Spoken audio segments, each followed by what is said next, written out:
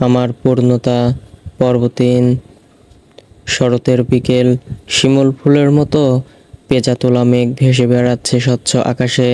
ছাদের একপাশে লাগানো শিউলি ফুলের গাছটা থোকায় থোকায় ভরে উঠেছে শিউলি ফুলে। মৃদু মিষ্টি শীতল বাতাসে দুলে উঠছে ছাদে লাগানো বিভিন্ন প্রজাতির গাছ। ছাদের মাঝখানে অবস্থিত সাদা রং করা দোলনায় দুলছে দম্পতি, অর্থাৎ রাদিয়া আপু ও আবির ভাইয়া। আর তাদের বিভিন্ন পোজের ছবি তুলে দিচ্ছে রিয়া আপু।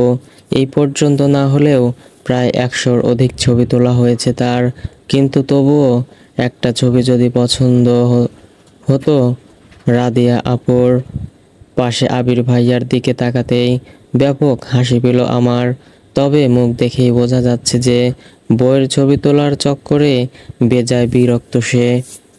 এর মধ্যে রিয়া আপু নিচে ধাপ করে বসে পড়ল। তা দেখেই রাদিয়া আপু চেঁচিয়ে বলে উঠল, এই তুই বসলি কেন? আমি বলেছি তোকে একবারও বসতে। মাপ চাই আপু, আমি আর পারবো না তোমাদের ছবি তুলতে। বিশ্বাস করো, হাত একদম ব্যথায় টনটন করছে। মাত্র তো এই কয়েকটা ছবি তুললাম, আর তার মধ্যেই হাত ব্যথা হয়ে গেছে তোর। অকর্মার ঢেকি কোন জায়গার? আপুরে, ২০০টা ছবিকে তোমার মাত্র মনে হচ্ছে? আচ্ছা, পোজ দিতে দিতে তুমি ক্লান্ত হচ্ছ না? ভাইয়ার মুখের দিকে তাকাও একটু। তোমার যন্ত্রণায় না পারছে কিছু বলতে আর না পারছে কিছু করতে।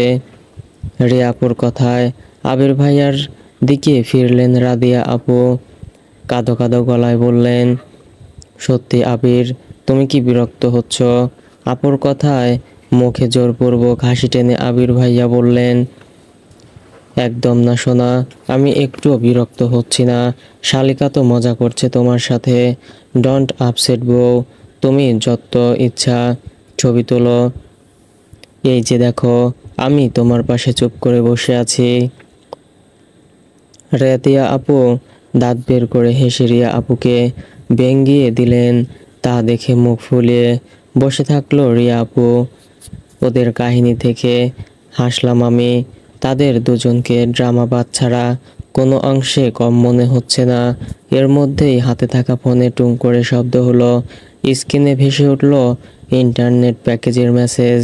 তাই আর পাত্তা না দিয়ে ফোন নামিয়ে রাখতে গেলাম। তখনই নজর পড়ল হাতের ব্রেসলেটখানায়, যেটা গতকাল তাফসির ভাইয়া পরিয়ে দিয়েছেন। গতকাল রাতে যখন উনি আমাকে কল দিয়েছিলেন তখন অবাক হলাম বটে। সন্ধ্যায় উনি নাম্বার নিয়েছিলেন আমার, তবে রাত হতে না হতে ওনার রুমে ডাকলেন কেন বুঝতে পারলাম না। তাই কোনো দরকারি কাজ হবে ভেবে গেলাম ওনার রুমে। তখন তাফসির ভাই রুমে বসে ল্যাপটপে কাজ করছিলেন আর কফি খাচ্ছিলেন। উনি এখানেও সাথে করে ল্যাপটপ আনতে ভুলেননি। বড়মা দেখার পর যদিও জিজ্ঞেস করেছিলেন কেন, তবে উনি বলেছিলেন জরুরি কাজ আছে নাকি, তাই এ নিয়ে আর কোনো কথা বলেনি কেউ। তাফসির ভাই আমাকে দেখলেই চোখের ইশারায় ওনার পাশে বসতে বললেন। আমি ওনার পাশে বসতেই উনি আমার দিকে পাশ ফিরে তাকালেন। আমি জিজ্ঞেস করলাম, হঠাৎ ডাকলেন যে তাফসির ভাই, কিছু বলবেন? তো না বললে কি? তোর চেহারা দেখার জন্য ডেকেছি। ডাকতেও পারেন, বলা তো যায় না। সব সময় এক লাইন বেশি বুঝিস কেন? কি করব বলুন, এটা তো আমার স্বভাব। তুইও যেমন, তোর স্বভাবও তেমন, বলদ। তাফসির ভাইয়ের কথায় আমি চেতে গিয়ে বললাম, আপনি কি আমার সাথে ঝগড়া করতে এখানে ডেকেছেন, নাকি কিছু বলবেন? আমার এত ফাও সময় নেই আপনার সাথে ঝগড়া করার। কি বলবেন তাড়াতাড়ি বলুন। এক থাপ্পড় দেব বেয়াদব। বড়দের সাথে কিভাবে কথা বলতে হয় জানিস না? গুনে গুনে তোর থেকে ৮ বছরের বড় আমি। ৮ বছর মানে বুঝিস? তারপরেও তুই আমার সাথে গলা উঁচু করে কথা বলছিস। ওনার কথায় চুপসে গেলাম আমি। মাথা নিচু করে বললাম, দুঃখিত তাফসির ভাই, আর হবে না। তাফসির ভাই কণ্ঠ নরম করে বললেন, তোর হাতটা দে তো। কেন? আমার হাতে আবার কি করবেন? এ কথা শুনে তাফসীর ভাই চোখ গরম করে আমার দিকে তাকাতেই আমি তাড়াতাড়ি হাত বাড়িয়ে দিলাম। উনি ডান হাত দিয়ে আমার হাত ধরে বাম হাত পকেটে ঢুকিয়ে কাগজের প্যাকেট করা কিছু একটা বের করলেন। তারপর প্যাকেট ছিঁড়ে বের করলেন ডেইজি ফুল ও ছোট্ট পাথরের সংমিশ্রণে তৈরি একটি ব্রেসলেট। উনি যে হাত ধরেছিলেন সে হাতে পরিয়ে দিলেন ব্রেসলেটটি। তারপর অস্ফুট স্বরে বললেন, পারফেক্ট। আমি এতক্ষণ হতবিহ্বল হয়ে তাকিয়ে দেখলাম সবকিছু। মানে কি? উনি আমার জন্য ব্রেসলেট এনেছে, তা আবার পরিয়েও দিয়েছে। এটাও সম্ভব? বিশ্বাস হলো না তো আমার। তাই অবিশ্বাসী কণ্ঠে ওনার দিকে তাকিয়ে জিজ্ঞেস করলাম, এটা কি আমার জন্য তাফসীর ভাই? না, এটা আমার গার্লফ্রেন্ডের জন্য। তোর হাতে পরিয়ে ট্রায়াল দিচ্ছিলাম, বলদ কোথাকার। তোর জন্য না হলে কি তোর হাতে পরাতাম? একটুও বুঝিস না। হঠাৎ আমাকে এত সুন্দর একটা ব্রেসলেট দেওয়ার কারণ? এত কথা শুনে তুই কি করবি? যা, বের হ আমার রুম থেকে। ওনার কথা শুনে মনে মনে খুব খুশি হলাম আমি। কেন তা জানি না, হয়তো ব্রেসলেটটা আমার খুব পছন্দ হয়েছে তাই। হঠাৎ রিয়া আপুর ধাক্কায় বাস্তবে ফিরে আসলাম। আমাকে এমন ভাবনা চিন্তা করতে দেখে রিয়া আপু বললেন, এই প্রাচুর্য, এত কি ভাবছিস? সেই কখন থেকে ডাকছি, শুনছিসই না। সরি আপু, একটা জিনিস ভাবছিলাম। আচ্ছা, কি বলবে বলো? নিচে যাব চল।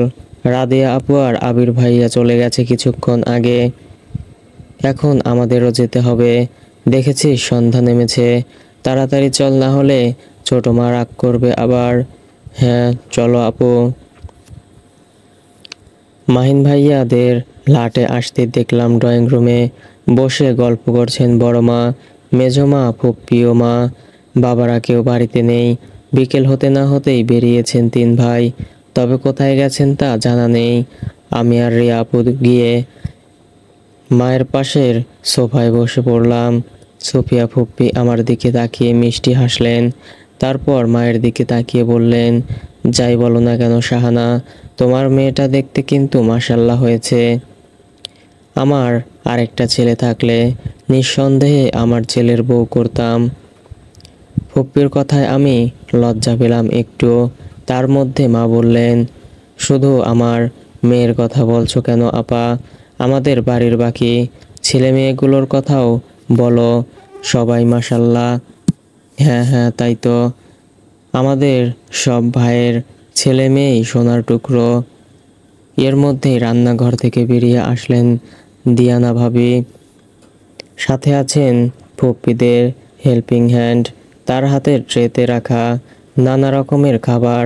দিয়ানা ভাবি এসে আমার সামনের টেবিলে সব খাবার রাখতে বললেন। তার কথা মতো হেল্পিং হ্যান্ড সব খাবার রেখে চলে গেলেন। তারপর ভাবিও তার আধভাঙা বাংলা ইংলিশ মিশিয়ে সবার সাথে গল্পে মেতে উঠলেন। হঠাৎ চোখ পড়ল তাফসীর ভাইয়ের রুমের দিকে। উনি ফোনে কথা বলতে বলতে বের হচ্ছেন, হয়তো বাইরে যাচ্ছিলেন। তার মধ্যেই ডাক দিলেন সুফিয়া ফুপ্পি। উনি ফোন নামিয়ে বললেন, জি ফুপ্পি। কোথায় যাচ্ছিস আব্বু? এই তো একটু বাইরে যাচ্ছিলাম ফুপ্পি। কেন, কিছু বলবে? এদিকে আয়, বস একটু। দেখ তোর ভাবি কি কি বানিয়েছে, খেয়ে তারপর যা। ফুপ্পির কথায় সায় জানিয়ে ভাবিও ডাকলেন তাফসীর ভাইকে। উনি এসেই বসে পড়লেন আমার পাশ ঘেঁষে। খেতে খেতে ভাবির দিকে তাকিয়ে বললেন, বাহ ভাবি, তুমি তো খুব ভালো রান্না করো। একদম বাঙালিদের মতোই হয়েছে। সবই মা শিখিয়েছেন। উনি আমাকে বলতে গেলে একদম হাতে ধরিয়েই শিখিয়েছেন। দ্যাটস ওয়াই আমি এসব পারি। আর তোমার ভাইয়া বাংলা শিখিয়েছেন। ইনশাল্লাহ one day I will be able to speak Bangali completely. আপনার জন্য অনেক অনেক শুভকামনা থাকলো ভাবি। এর মধ্যেই পাশ থেকে সুফিয়া ফুপ্পি বলে উঠলেন, তা বিয়ে কবে করবি আব্বা? বোনের তো বিয়ে হয়ে গেল, এখন তো তোর পালা। করবো হুপ্পি, আর 2-1 বছরের মধ্যেই করে ফেলবো। তা কোনো মেয়েটি পছন্দ আছে নাকি? থাকলে বল, বিয়ে দেওয়ার দায়িত্ব আমার। আছে ফুপ্পি, তবে বউ এখনো ছোট, আর একটু বড় হোক। তাফসীর ভাইয়ের কথায় পাশ থেকে বড় মা বিস্ময় নিয়ে চিল্লিয়ে বলে উঠলেন, কি বললি তুই? তোর পছন্দ আছে অথচ আমি একবারও জানলাম না? আমাকে একবারও বললি না তুই? আমি এখন এতটাই পর হয়ে গেলাম আব্বা। আরে মা, তোমাকে তো বলতেই চেয়েছিলাম, কিন্তু এখনো তেমন সময় হয়ে ওঠেনি, তাই বলিনি। তাফসীর ভাইয়ের কথায় বড় মা নেকা কান্না করে বলল, থাক, তোর আর শাক দিয়ে মাছ ঢাকতে হবে না, যা বোঝার বুঝেছি আমি। বুঝেছ ঠিকই, তবে প্রাচুর্যের মতো 2 লাইন বেশি। এতক্ষণ তাফসীর ভাই আর বড় মার কাহিনী দেখে মনে মনে হাসছিলাম আমি, কিন্তু তার মধ্যে আমার নাম উঠতেই হাসি ভুলে রেগে তাফসীর ভাইকে বললাম, আপনার সব সময় আমার নামই কেন উঠাতে হয় তাফসীর ভাই? মানে যে কথাই বলবেন না কেন, লাস্টে আমাকে খোঁচা না মেরে কথা শেষ করবেন না। সমস্যা কি আপনার? তুই আবার আমার মুখে মুখে তর্ক করছিস। আমি বুঝি না এত সাহস তোর আসে কোথা থেকে, যে একটু কিছু বললেই তর্ক শুরু করিস।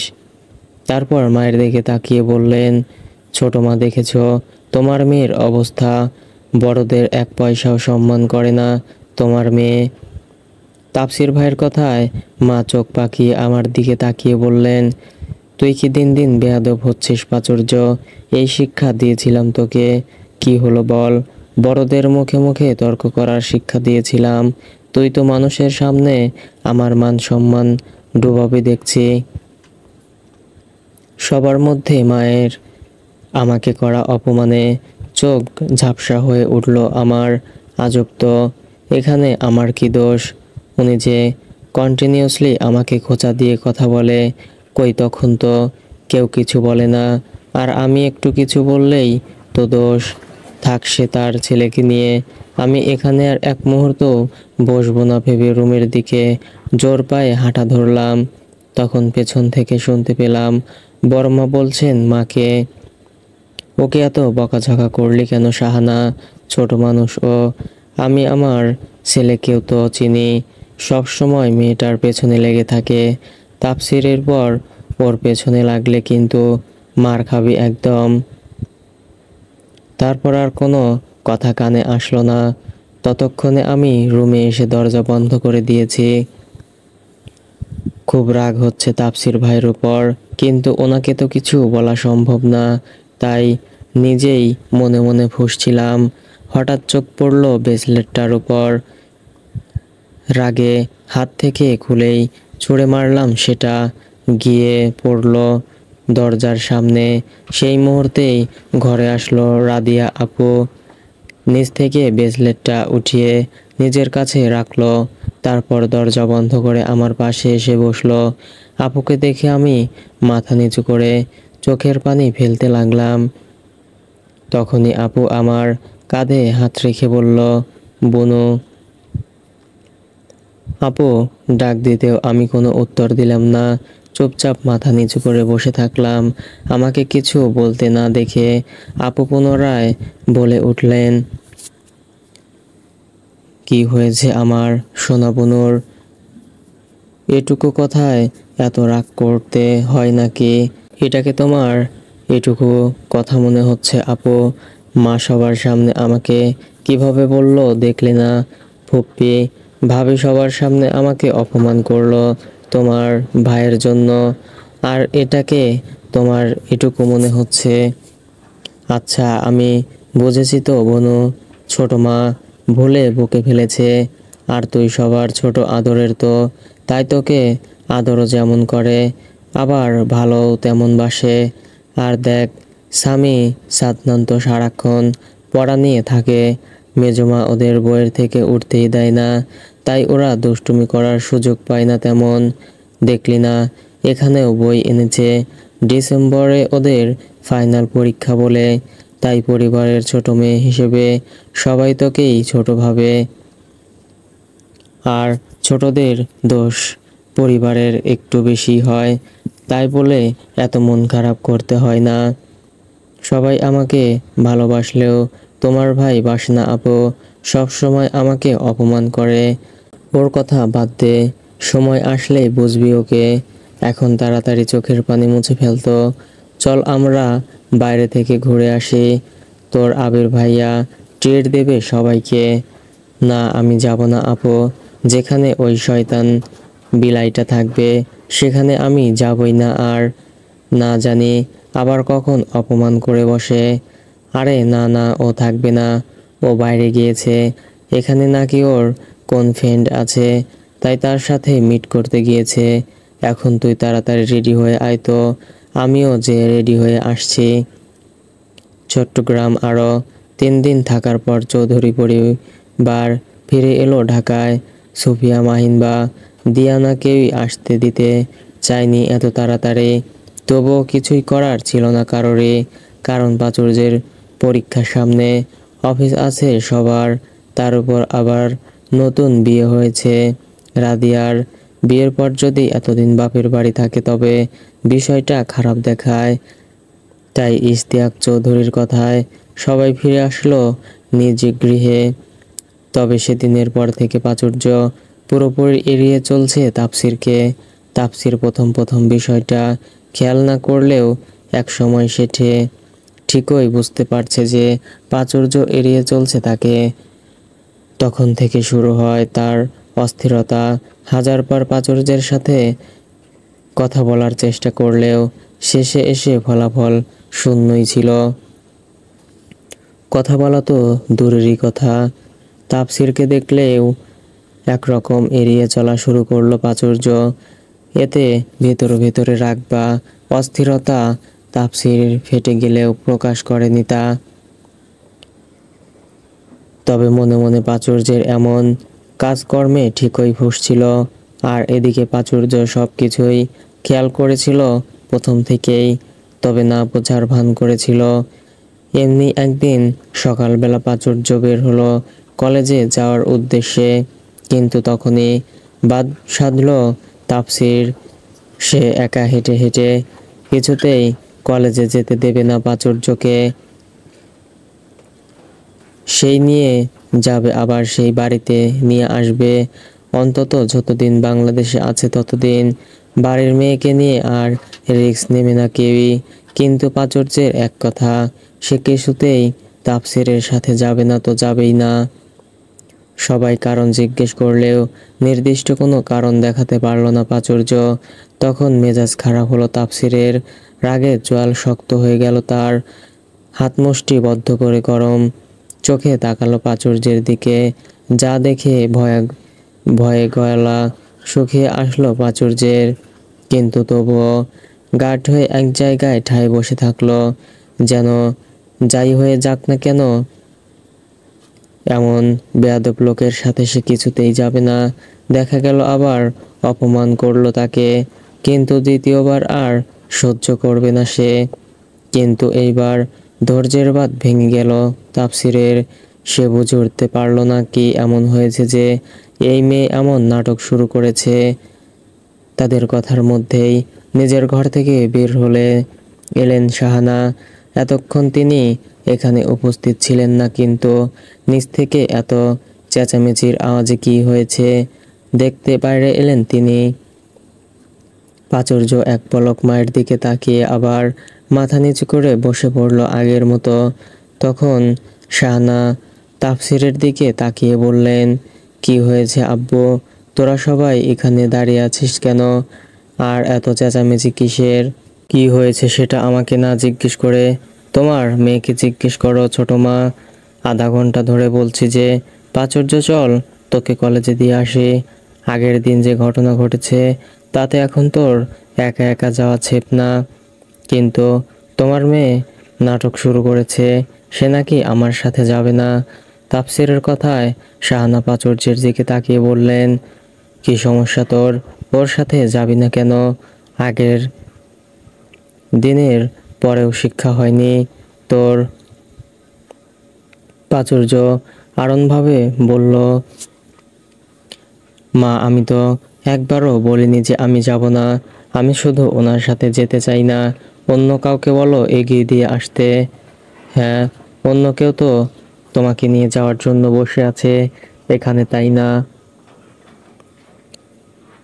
কেন বাবা আছে না? বাবাকে বলো আমাকে নিয়ে যেতে। তোমার বাবারা সবাই সেই সাত সকালে বেরিয়ে গেছে অফিসের জন্য। আজকে মিটিং আছে অফিসে, তাই সব কিছু রেডি হওয়ার জন্য আগেই বেরিয়ে গেছে, বুঝেছো? এখন তাফসীর ছাড়া গতি নেই তোমার। আর আজকে না তোর ক্লাস টেস্ট, আর তুই এখনো বসে আছিস। মা বললাম তো। প্রাচুর্য কথা শেষ করার আগেই শাহানা দাঁতে দাঁত চেপে বললেন, তোর কোনো কথা বা নাটক আমি দেখতেও চাই না, আর শুনতেও চাই না। তুমি ওর সাথে যাচ্ছ তো যাচ্ছই। এবার আর একটা কথা বললে চর একটাও নিচে পড়বে না বলে দিলাম। এবার ভদ্রমেয়ের মতো চলে যাও। শাহানার থ্রেট দেওয়াতে আর কিছু বলতে পারল না প্রাচুর্য।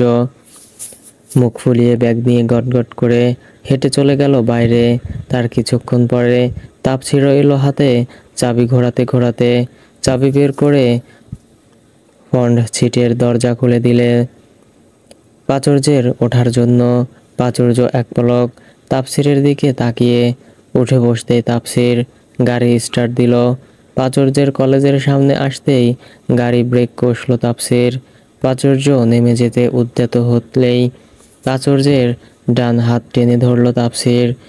চোখ থেকে সানগ্লাস খুলে হাতে নিয়ে সামনে তাকিয়ে বলল, আমাকে ইগনোর করার কারণ জানতে পারি? অবশ্যই, কেন পারবেন না? আপনাকে ইগনোর করার কারণ আপনি আমাকে অপমান করেন, আর সেটা একবার দুবার নয়। প্রত্যেক কথায় কথায় আমাকে অপমান করেন এবং খোঁচা দিয়ে কথা বলেন। সেটা সহ্য হয় না আমার। হাতের ব্রেসলেট খুলে ফেলে দেওয়ারও কি কারণ এটা? তাফসীরের কথা বলতেই প্রাচুর্য চুপ হয়ে গেল। তাফসীর পুনরায় বলল, শুধু নিজের অপমানটাই দেখলি, আর এটা করে যে আমাকে অপমান করলি তখন। এখানে অপমানের কি দেখলেন? অপমান না বলছিস? এই যে হাত থেকে ব্রেসলেট খুলে ছুঁড়ে মারলি, এটা তো অপমানই। তাফসীরের কথায় ভ্রু কুঁচকে উঠল প্রাচুর্যের। কারণ কথাটা তাফসীর একটু করুণ সুরেই বলেছে। প্রাচুর্যের মনে হলো এখন তাফসীর নাটক করছে, কারণ এই সামান্য কারণে এখানে অপমানের কি দেখলো সে? আর অপমান করলেও অন্তত তার থেকে তো কম করেছে, কিন্তু এখন এত কিছু ভাবার সময় নেই। অলরেডি ঘন্টা দিয়ে দিয়েছি কলেজের। তাই প্রাচুর্য ব্যস্ত কণ্ঠে বলল, তাফসীর ভাই আমি যাই এখন, ঘন্টা দিয়ে দিয়েছে। আরেকটু দেরি হলে স্যার ঢুকতে দেবে না ক্লাসে। প্রাচুর্যের কথায় তাফসীরের পকেট থেকে ব্রেসলেট বের করে প্রাচুর্যের হাতে পরিয়ে দিয়ে গম্ভীর কণ্ঠে বলল, আর কখনো যেন এটা খুলতে না দেখি। যদি কখনো খুলিস তবে সেদিন দেখবি আমি কতটা খারাপ। গম্ভীর অথচ শান্ত কণ্ঠে প্রাচুর্যকে থ্রেড দিয়ে হাত ছেড়ে দিল তাপসীর। কিন্তু তখনও প্রাচুর্য অবাক দৃষ্টিতে তাকিয়ে আছে তাপসীরের দিকে। তা দেখে তাপসীর বলল, যা, ক্লাসের দেরি হয়ে যাচ্ছে, ছুটির সময় নিতে আসবো। ভদ্রমের মতো চলে আসবি, এখানেই অপেক্ষা করব। রিয়া সাধারণত সবসময় একা থাকতেই বেশি পছন্দ করে। তার বন্ধু বান্ধব নেই বললেই চলে। ক্লাসমেট কারোর সাথে দেখা হলে হাই হ্যালো পর্যন্তই সীমাবদ্ধ থাকে, এর বেশি কিছু না। আর তার এমন একা থাকার সব থেকে বড় কারণ হলো তার মা। ছোট থেকেই তার মা তাকে বন্ধু বান্ধবের সাথে খুব কমই মিশতে দিয়েছে। কোথাও গেলে সাথে করে নিয়ে গেছে এবং সাথে করে এনেছে। বাড়িতে থাকলে বেশিরভাগ সময়ই বই নিয়ে বসিয়ে রাখতো। খেলাধুলাও কমই করেছে ছোটকালে। অন্য এক পাঁচটা ছেলে মেয়ে যখন খেলাধুলা করেছে, তখন দেখা গেছে তার মা তাকে ঘরের দরজা বন্ধ করে পড়াচ্ছে। এখন স্বামী সাদনানের সাথেও ঠিক তাই করছে। আর সেই স্বভাব এখনো পর্যন্ত থেকে গেছে তার। সে পারে না সহজে কারো সাথে মিশতে বা বন্ধুত্ব করতে। বাড়ির মানুষগুলোই যে তার সব। অবশ্য তারা সাথে থাকলে বাড়তি কোনো বন্ধুর দরকার পড়ে না তার। তবে ইদানিং তার বন্ধু হয়েছে একটা। মেয়ে বন্ধু নয়, ছেলে বন্ধু। বন্ধুত্বের শুরুটাও হয়েছিল খুব সাধারণভাবেই।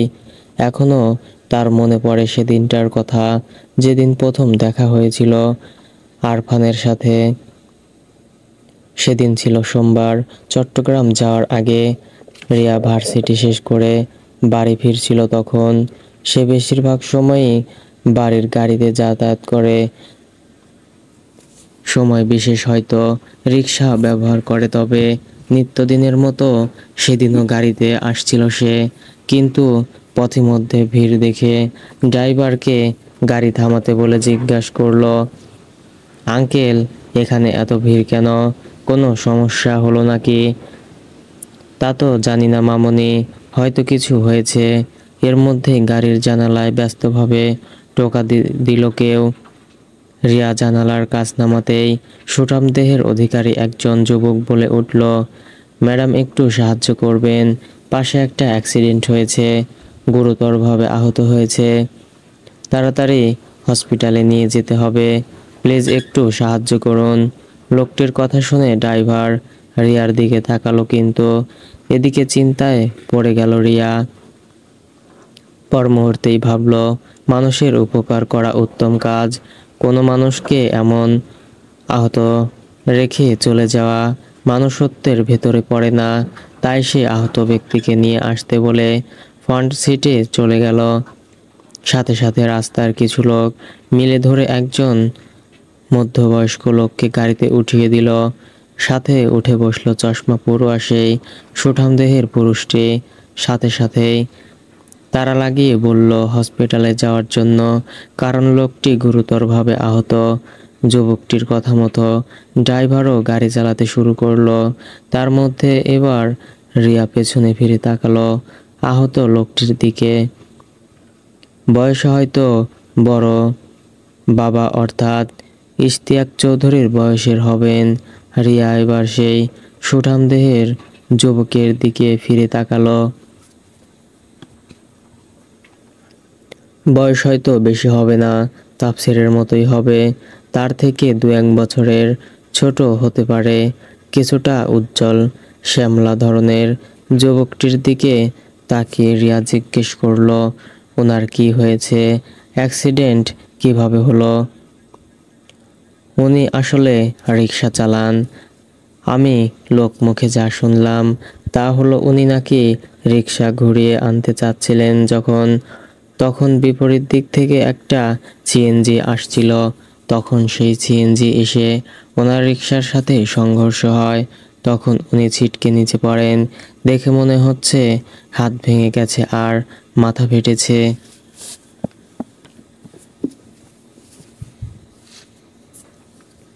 খুবই দুঃখজনক ঘটনা। ইস, এখন কি হবে ওনার পরিবারের? চলবে কিভাবে ওরা?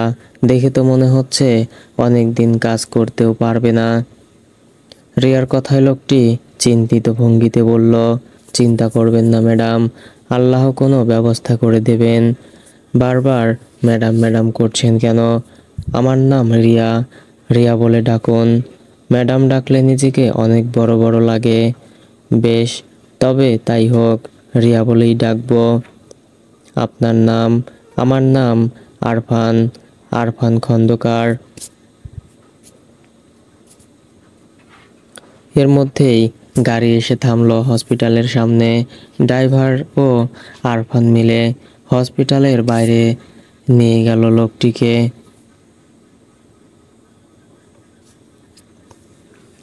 সাথে সাথেই নিয়ে যাওয়া হলো চেক আপ করানোর জন্য। আরফান যা ভেবেছিল তাই, মাথা এবং হাতের ইনজুরি হয়েছে, রক্ত লাগবে 1 ব্যাগ, সাথে অপারেশনের জন্য কাউন্টারে 30,000 টাকা জমা দিতে হবে। যা শুনেই মুখ শুকিয়ে গেল আরফানের। আরফানের মুখের দিকে তাকিয়ে রিয়া হয়তো কিছুটা আন্দাজ করেছে তাই আর কিছু না বলে তার অ্যাকাউন্ট থেকে টাকা তুলে রিসিপশনে জমা দিল। তখন লোকটি রিয়ার দিকে তাকিয়ে বলল, আপনাকে ধন্যবাদ রিয়া, এভাবে সাহায্য করার জন্য। এখানে ধন্যবাদ দেওয়ার কিছু নেই মিস্টার আরফান। কাউকে বিপদে সাহায্য না করার শিক্ষা আমি পাইনি। নিঃসন্দেহে আপনার পরিবারের মানুষ মহতী। বলতে পারেন তা ঠিক। আমার পরিবারের মানুষগুলো অনেক ভালো। বেশ, তবে চলুন কফি খেয়ে আসি।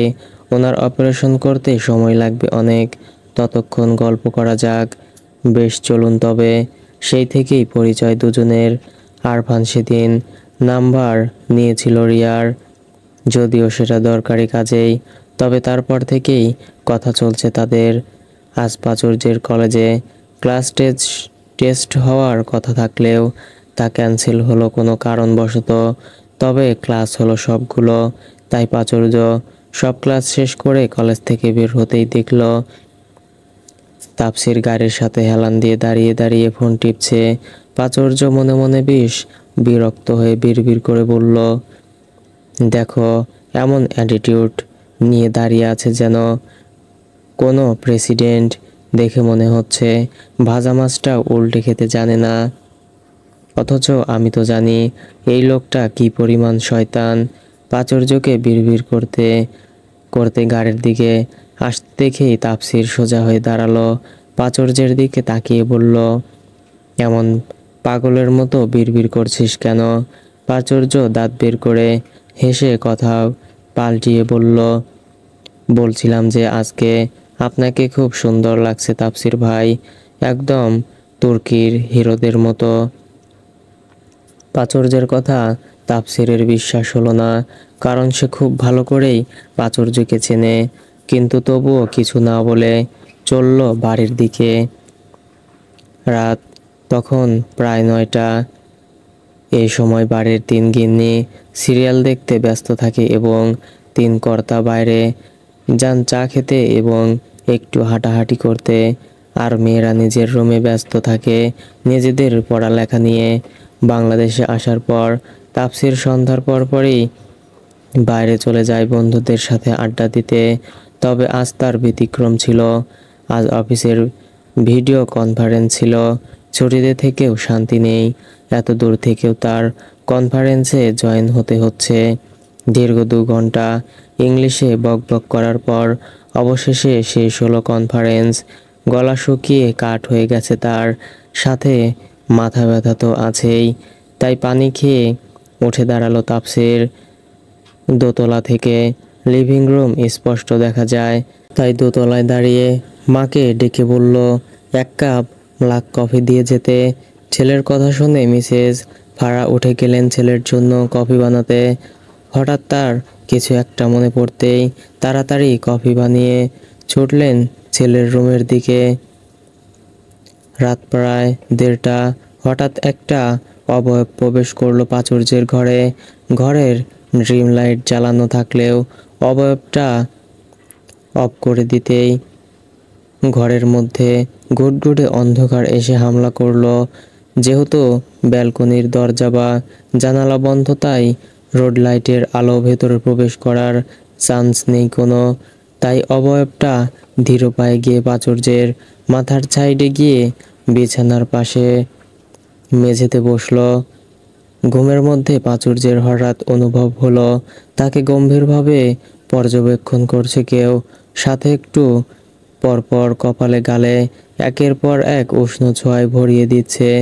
মুখে আছড়ে পড়ছে ঘনিষ্ঠ ব্যক্তির তপ্ত নিঃশ্বাস। প্রাচুর্য চোখ খুলে তাকাতে চাইল, কিন্তু একটু আগে ঘুমানোর দরুন এখন গম্ভীর ঘুম তার। তাই চেষ্টা করার পরেও অল্প একটু চোখ খুলেই তাকিয়ে গেল আবার অতুল ঘুমে। যা দেখে সামনে থাকা ব্যক্তিটি হাসল নিঃশব্দে, ঠোঁট টিপে, সাথে আরো 2-1টা উষ্ণ পরশ দিয়ে বের হয়ে গেল রুম থেকে। সকালে প্রাচুর্য ঘুম থেকে উঠেই চিন্তায় অস্থির হয়ে গেল। রাতে যা যা অনুভব করেছিল তা এখনো তার কাছে কেমন জীবিত লাগছে। তবে বুঝতে পারছে না এটা স্বপ্ন ছিল নাকি সত্যি। পর মুহূর্তেই দুদিকে মাথা নাড়ালো। মনে মনে বলল, না না, এটা সত্যি কিভাবে হতে পারে? এটা সত্যি কখনো হবে না। এটা বরং স্বপ্ন ছিল। হ্যাঁ হ্যাঁ, স্বপ্নই ছিল, কারণ এটা সত্যি হবার কোনো চান্স নেই। কিন্তু ড্রিম লাইট এটাকে অফ করলো। আমি তো রাতে জ্বালিয়েই ঘুমাই, ভয় লাগে বলে। আবার ভাবলো হয়তো মা সকালে এসে অফ করেছে, কারণ মা তো প্রতিদিন সকালে এসে রুম থেকে ঘুরে যায়। এমন হাজার চিন্তা ভাবনা করতে করতে বিছানা ঠিক করতে লাগলো প্রাচুর্য। তার মধ্যে হাতে খাবারের প্লেট নিয়ে হাজির হলেন মিসেস শাহানা। প্রাচুর্যের দিকে তাকিয়ে বললেন, এখানে এক প্লেট ভাত মাখিয়ে চামচ সহ ঢাকনা দিয়ে ঢেকে গেলাম। ফ্রেশ হয়ে রেডি হবি, আর এক এক চামচ ভাত মুখে পড়বি।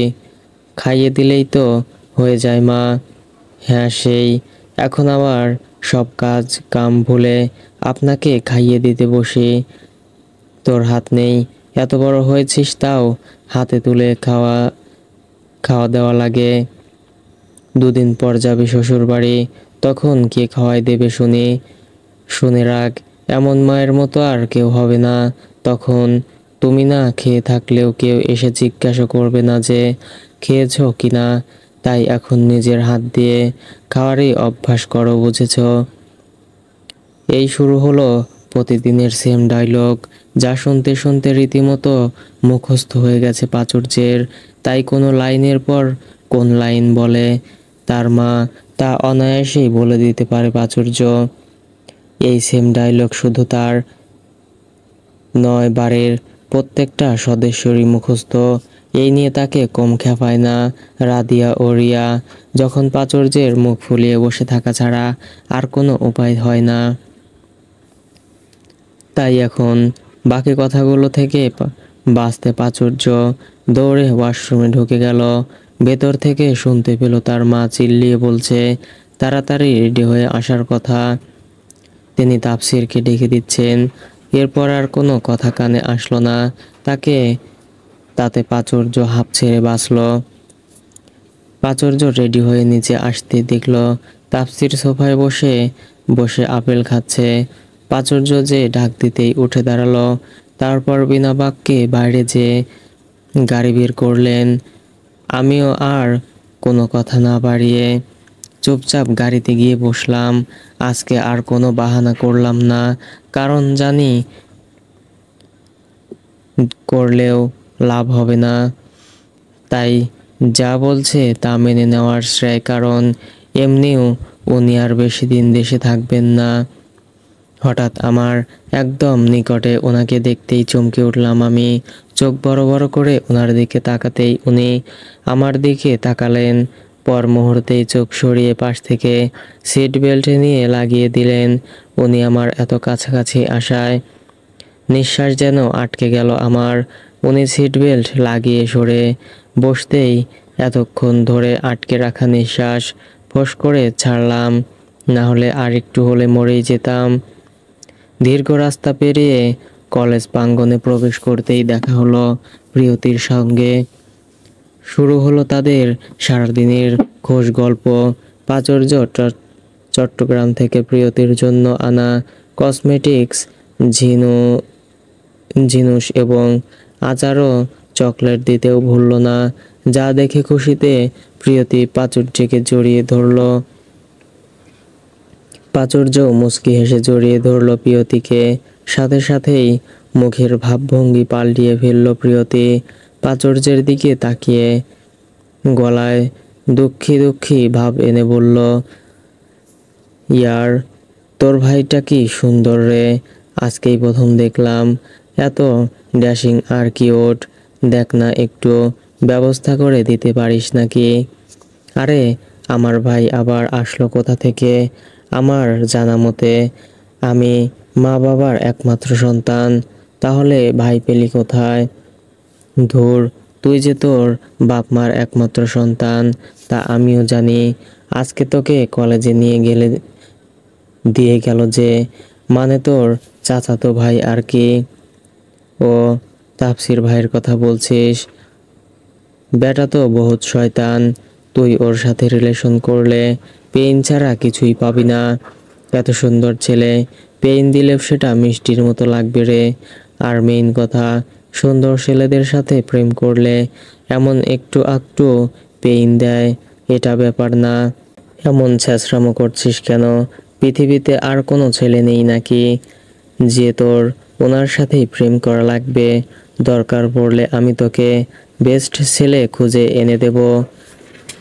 আরে আগে ওনাকে পটানোর চেষ্টা করি, যদি না পটে তাহলে এনে দিস, সমস্যা নেই। ভালো হবি না তুই? তোর ভাইয়ের সাথে রিলেশন করিয়ে দে, ভালো হয়ে যাব, প্রমিস করছি।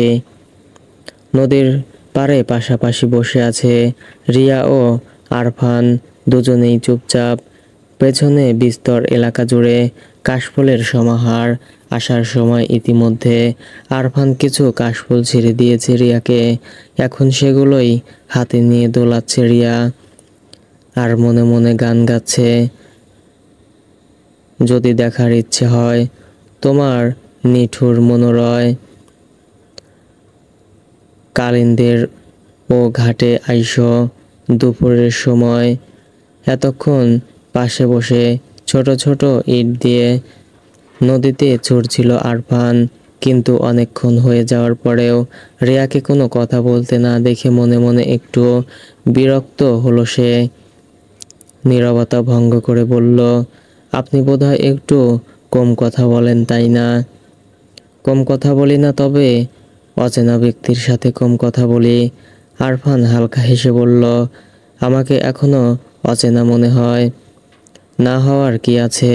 আমি আপনার সম্পর্কে কিছুই জানি না। হোয়াটসঅ্যাপে যতটুকু কথা হয় তাতে তো সব জানাননি। বেশ, আমার নাম আরফান খন্দকার। আমার বাবা মোশাররফ খন্দকার, যিনি মৃত। বাড়িতে মা আর ছোট বোন আছে। বোন এবার 10ম শ্রেণীতে পড়ে, মা গৃহিণী, আর আমি একটা ছোটোখাটো চাকরি করি। তবে অ্যাপ্লাই করেছি কয়েকটা বড় কোম্পানিতে, আশা করি হয়ে যাবে। তবে এখন যা মাসে স্যালারি পাই তাতে আমাদের 3 জনের হয়ে যায়। আর কিছু জানতে চান মিস রিয়া? না থাক, আপাতত এটুকুই যথেষ্ট। বাই দ্য ওয়ে, আপনার বাসা কোথায়? মোহাম্মদপুরে, একটা ছোট্ট ফ্ল্যাটে থাকি। ও আচ্ছা, এটা বোধহয় আমাদের দ্বিতীয়বার দেখা, তাই না? হ্যাঁ। আচ্ছা, আমাদের ভার্সিটির সামনে কি করছিলেন আপনি? গার্লফ্রেন্ডের সাথে দেখা করতে গিয়েছিলেন নাকি? রিয়ার কথায় থতমত খেয়ে গেল আরফান। সে কি করে বলবে যে গার্লফ্রেন্ড নয়, তাকে দেখার জন্যই অফিস বাস দিয়ে তার ভার্সিটির সামনে গিয়েছিল। সে উত্তর খোঁজার চেষ্টা করলো, কিছু না পেয়ে আমতা আমতা করে বলল, আরে এমনি এমনি কিছুই না। ওদিকে আমার ইম্পর্ট্যান্ট কাজ ছিল একটা, আর তাছাড়াও আমি পিওর সিঙ্গেল ভাই। আমাকে দেখে কি আপনার ভাই মনে হয়? আরে সেটা তো কথার কথা পাগল, আবার পাগল, ধুর। আচ্ছা সরি, ভুল হয়েছে আমার, আর কিছুই বলবো না। আরফানের মুখের ভাবভঙ্গি দেখে রিয়া শব্দ করে হেসে উঠল, যা দেখে আরফানও মুচকি হাসল। রাত 10টা বেজে 40 মিনিট। প্রাচুর্য এখনো পড়ার টেবিলে। এই আইসিটি সাবজেক্টটা তার শত্রু। 9-10-এও এই সাবজেক্টটা থেকে এক এক কোণায় ফেলে রেখেছিল সে। তাই মনে হয় সাবজেক্টটা তার ওপর প্রতিশোধ নিতে ইন্টারে উঠে তার জীবন দুর্বিষহ করে দিচ্ছে। এর মধ্যে ফোনে মেসেজের টোন বেজে উঠতেই প্রাচুর্য পড়ার টেবিল থেকে উঠে ফোন হাতে নিতেই দেখল প্রিয়তির মেসেজ। প্রিয়তি বলছে, কিরে বলেছিস তাপসির ভাইকে?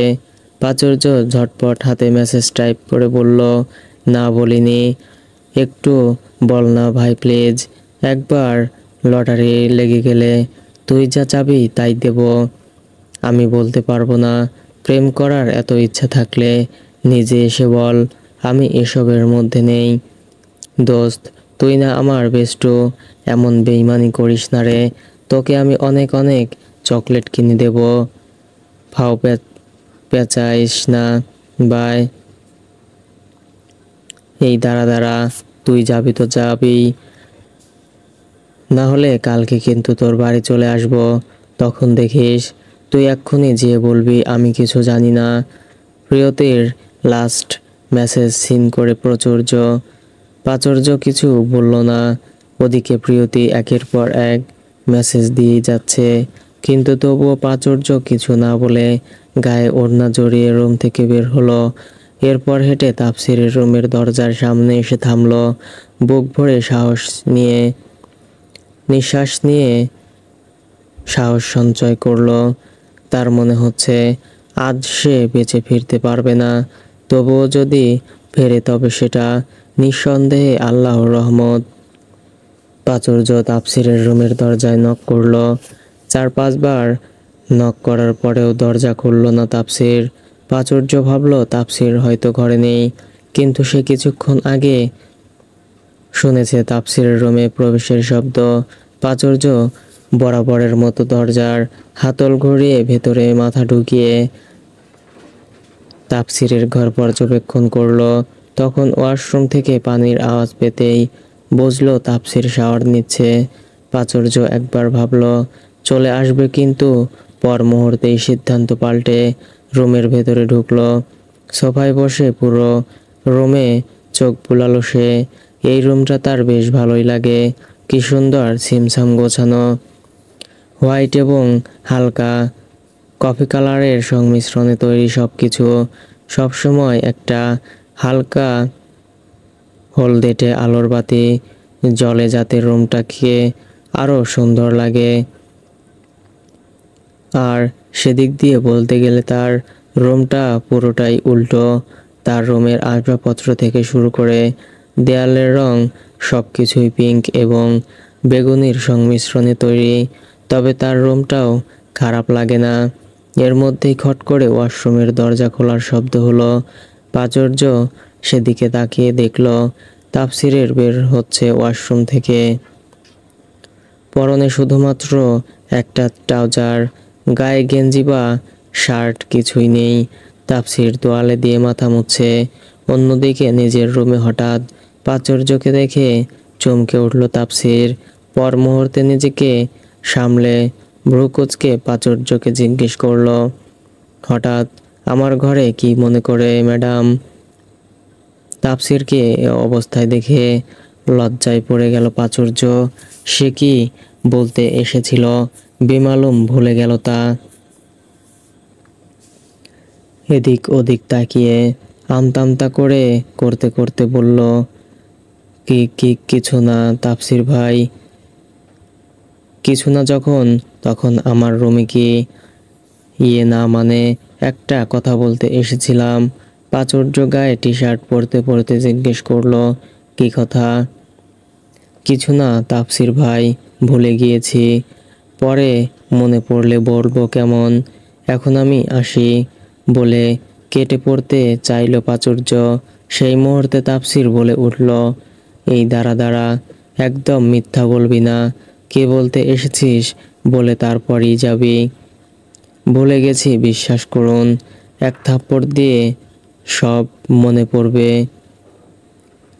তাফসিরের কথা শুনে প্রাচুর্য করুণ গলায় বলল, যা বলতে এসেছি তা শুনলে আপনি আমাকে আস্ত রাখবেন না তাফসির ভাই। তা না হয় বুঝলাম, কিন্তু তোর প্রতি লাইনে লাইনে এমন তাফসির ভাই করা লাগবে কেন? সো ফ্রেন্ডস, ভুল ত্রুটি হলে ক্ষমার দৃষ্টিতে দেখবেন এবং নিত্য নতুন গল্প দেখতে চাইলে চ্যানেলটি সাবস্ক্রাইব করে পাশেই থাকবেন। এতক্ষণ সাথে থাকার জন্য ধন্যবাদ।